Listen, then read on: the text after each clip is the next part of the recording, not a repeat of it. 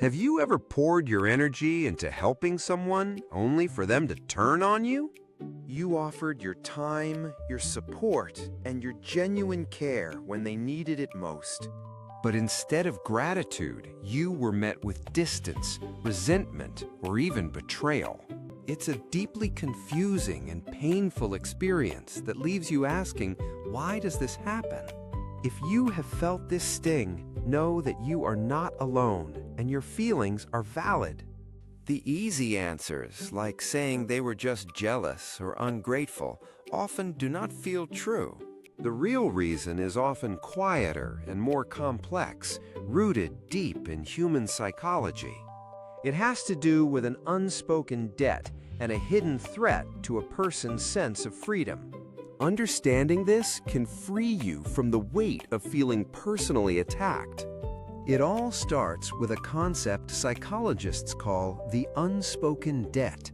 Even the kindest gesture of help is not truly free from a psychological point of view.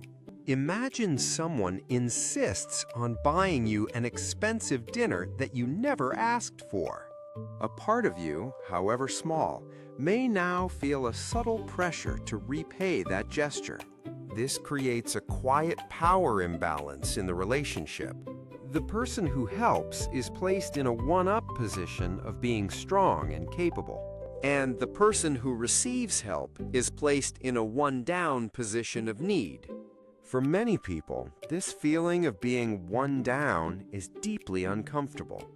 It quietly challenges their self-perception as an equal and competent adult. So your act of kindness, filled with good intentions, can accidentally create an emotional weight. This feeling of weight is what can trigger a powerful defensive reaction.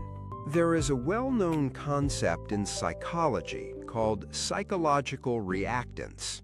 It is the instant negative feeling we get when we sense our freedom or autonomy is being threatened.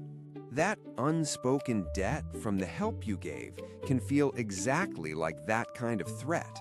To escape this discomfort, the person's mind looks for a way to rebalance the scales.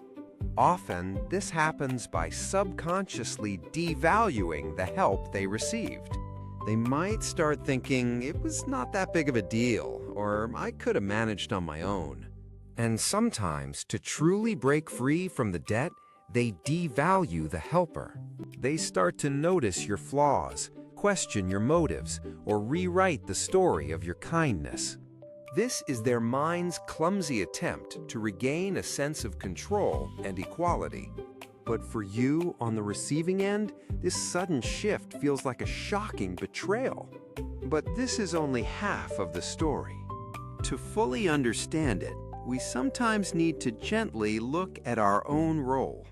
This is not about blame, but about bringing awareness to something called the helper's blind spot. Sometimes our drive to help comes more from our own need to be needed than what the person actually requires. One approach is to declare, "Here, let me fix that for you." A much different approach is to ask, "I have some time if you would like to talk through some options." The first action can feel like a rescue, while the second one truly empowers. Helping in a way that underscores someone's helplessness can be the very thing that triggers their reactance. So, how do you protect your energy and continue to be a kind person? First, offer your help. Do not impose it. And always provide an easy, pressure-free way out.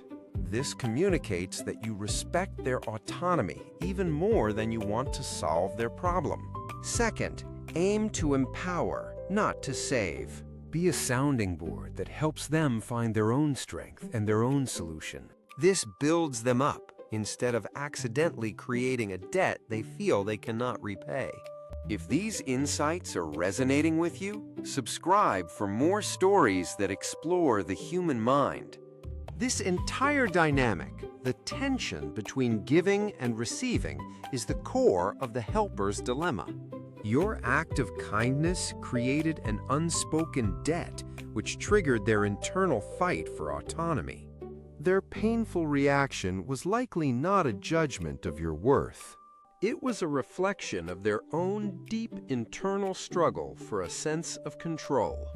Their rejection of your help was not a rejection of you. It was a defense of their own autonomy. Understanding this pattern does not mean you stop being kind. It means you can now share your kindness with wisdom. Thank you for taking the time to understand this complex part of human nature. Until next time, be kind to yourself and your mind.